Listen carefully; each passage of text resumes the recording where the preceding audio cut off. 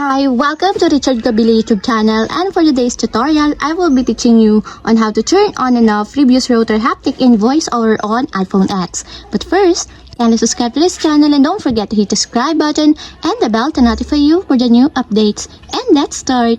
Using your iPhone X, from your home screen first, go to Settings. Then in the settings, scroll down and find the accessibility, then tap. Then in the accessibility, go to vision section and then tap the voiceover.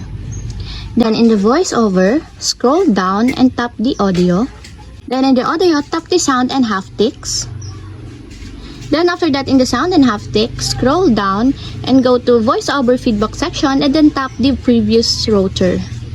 Then in the previous rotor, find the haptic, and as you will see, there's a switch button located on the side of it. Then all you have to do is just tap it, enable until it becomes green. And if you want to disable or turn off, just tap again the switch button, just like this.